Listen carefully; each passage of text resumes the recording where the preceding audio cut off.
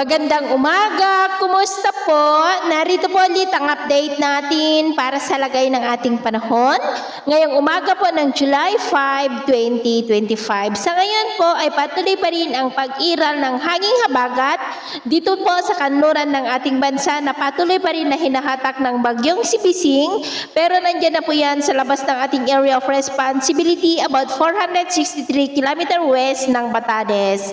Lumakas na rin po yan at taglay na ang lakas ng hangin na umaabot po sa 95 kilometers per hour at kumikilos po pa north-eastward ng mabagal, paliko at bukas posibleng nakapasok na muli yan dito sa ating area of responsibility na malaking banta po dyan sa may Taiwan dahil nagbabanta na lalakas into typhoon category.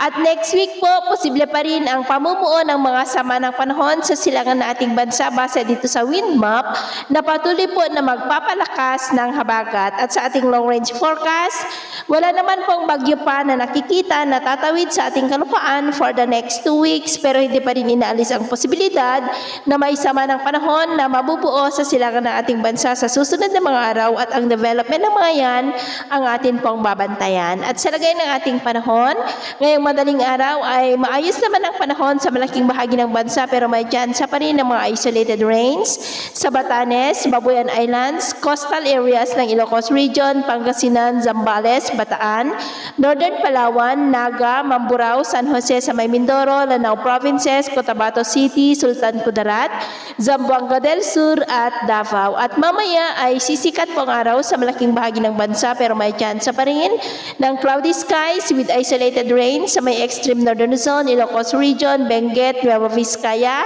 western section ng Central Luzon, Mamburao, Northern Palawan, Iloilo, Tawi-Tawi, Sulu Archipelago at ilang bahagi po ng Sarangani. At mamayang hapon, mas maraming lugar ulit ang makakaranas ng mas maulap na kalangitan with isolated rains.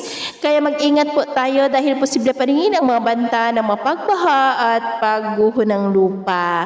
At sa atin naman pong mga baybayin, maalon po ngayon sa mga baybayin ng Ilocos Region, Pangasinan at western seaboard ng mga isla ng extreme northern Luzon ng mga alon dyan ay posible pa rin po na aabot hanggang sa 1.9 to 2.5 meters height.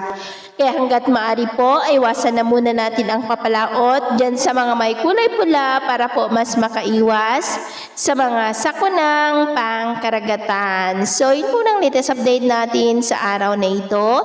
At ako po muli si James na nagsasabing sa kahit na pagsubok na darating sa ating buhay, huwag na huwag po tayong mawawalan ng pag-asa. Thank you and God bless!